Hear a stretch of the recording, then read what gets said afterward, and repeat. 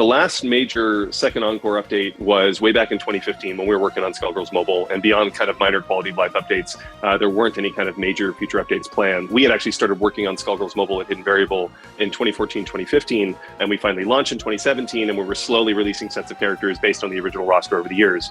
When we decided to start working on Annie in 2020, it had been 5 years since a new character had launched in second Encore, but Skullgirls Mobile had been going strong, and the players were hungry for new content. So we built Annie with Skullgirls Mobile in mind first, in part because building a character for mobile was a little bit less asset heavy, so it was a little bit less overhead. It was a little bit of an experiment because we'd obviously been leveraging the existing roster of characters from second Encore, but we were always hopeful that we'd be able to then go through and bring Annie from Skullgirls Mobile into second Encore, kind of a reverse porting of how we've been doing it prior. One of the things that's really interesting and fortunate for us in terms of our pipeline is that Skullgirls Mobile is built off the exact same engine that we have for Skullgirls Second Encore. So basically in mobile, even though there are fewer moves and things along those lines and things are a little bit simplified, you are still effectively just providing different inputs to trigger a very similar animation tree.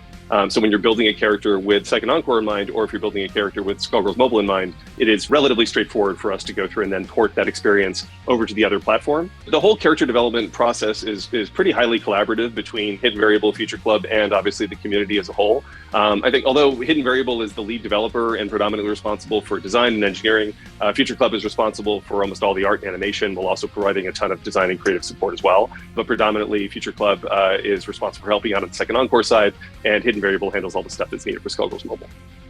Yeah, it's actually a really unique process, I think, in terms of the way fighting game characters are developed, where rather than having someone with a really, really specific vision for a character, we'll start with sort of like a broad idea of a character. We revisit those concepts and then discuss as both teams, regardless of whether they're artists or designers, like regardless of discipline. And we'll have a meeting where everybody just throws ideas out there to see like what we might expect a character to do, both gameplay wise and just sort of personality wise. The designers, both on Hidden Variable side and Future Club side, will convene and try to like make sense of the chaos, just lay out all the ideas on the table and distill it down to like the core ideas of what we want to focus on and what direction we want to take the character. And then we'll kind of toss it back to both teams, where then it's open season for everybody to do concepts. Either artists will do 2 or 3 weeks of concepts. That ends up becoming just a whole collection of concepts that we can choose from, and then the designers sit down and like try to assemble a character's kit and like what move can we use for this one ability that we want to showcase.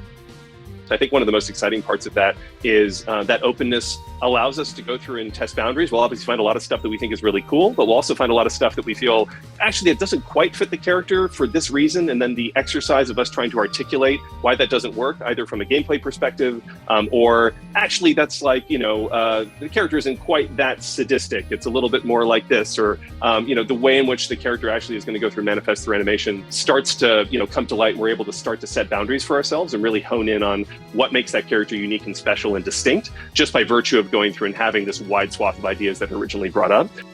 And then all the talented artists over at Future Club will go off and just start coming up with all sorts of crazy ideas. Being such a collaborative process, we end up having this like really tightly unified vision between the two teams of what the character feels like and how they should play. So Skullgirls Mobile is a kind of a fighting RPG on mobile. The intent was to go through and capture the essence of a more complex fighting game like Skullgirls Second Encore, but make it more accessible for folks through mobile native inputs. So using taps and swipes and whatnot, as opposed to virtual thumbsticks and things along those lines. One of the ways in which we look to go through and capture the core essence of a character in Skullgirls Mobile is through something called the character ability. And every character has something that's a little bit different in that regard. So for example, Big Band in Second Encore has a number of moves that include armor, which enables them to go through and absorb different hits when going through and starting combos and things along those lines. So in Skullgirls Mobile, because we don't have as many moves, we ultimately just built into armor into Big Band's dash attack, which inherently kind of gives him this rushdown quality that is able to kind of generally capture the feeling of going through and playing Big Band in Second Encore. when we're building a brand new character, obviously for Second Encore in general, what is the unique mechanic that this character brings to the table? How are they going to feel differentiated from the rest of the roster is obviously an important question. Thinking about ways in which that can be distilled in a way that it'll be able to work for Skullgirls Mobile is a unique challenge there as well. So for Annie, for example, obviously given her kind of magical girl theme, we decided to build this notion of her kind of star power install, which effectively is a meter that can be built in Skullgirls Mobile, and then you can go through and fire it off and she'll enter this new state that intrinsically powers up a lot of her additional moves. That kind of really captures the essence of what it is we're looking to go through and do in Skullgirls Mobile. You have all these new nuances that come with these moves that have different states depending on whether you're in star power mode or not, but it doesn't require a lot of new kind of finger twister in order to be able to go through and access that functionality. So it's really easy for people to kind of discover that stuff and then slowly figure out the nuances along the way without this really high barrier for entry. Obviously, the functionality for that in Skullgirls Second Encore is very different in terms of how you trigger it through the blockbuster system and everything else as well. But it's just one example of different ways in which we try to go through and think about what is the core identity of this character and how is it going to manifest in Skullgirls Mobile and in Skullgirls Second Encore at the same time. Now you're playing with power. All in a day's work. Each of the characters goes through this process where we do the roughs first. I'll get the rough animations in-game as soon as possible so we can tune them and make sure we don't need any extra frames or identify frames that we want to cut. That really helps reduce inefficiencies in the back end of the pipeline, where once the roughs are done, we send them off to get them tied down and the lines cleaned up. As the character's taking shape and the character is put out in what we call alpha for season pass holders, the community gets their hands on the character. We get a ton of really, really good feedback. You know, Umbrella is kind of a character of contrast. She's this like cute, playful, temperamental little girl combined with this like horrific Lovecraftian monster, which in many ways is kind of a microcosm of the like thematic mashups that make Skullgirls so unique and charming. Umbrella was sort of the first character where we had, hit the ground running. That was the first time that we were fully collaborating from 0 to 100 on a single character. With that in mind, as Umbrella went into alpha, it was really exciting because she had such a unique mechanic with her hunger meter, like her Umbrella Hungern, which is a wicked, insatiably hungry monster that she carries around with her best friend. Having that mechanic and working out exactly the rate at which the hunger built and whether or not even the UI meter for that made sense, whether it like depleted or increased or getting that feedback from the community became integral to that aspect of the character's development.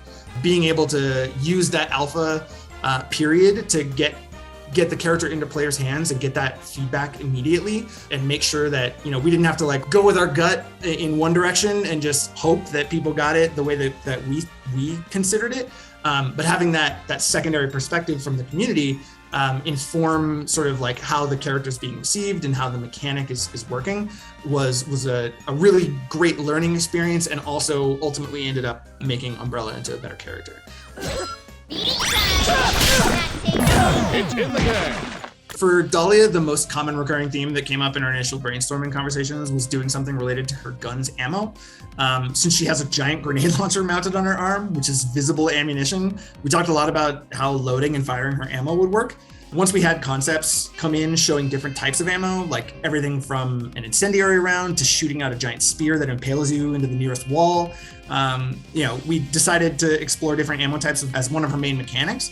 Since it was pretty clear early on from the way her gun operates and presents itself that she was going to need to reload her gun regardless, there were so many cool ammo types, so it was just hard to choose like a limited amount. We ended up choosing quite a few of them while exploring mechanics to facilitate her using a wide variety of these ammo types instead of just picking the same ammo type over and over.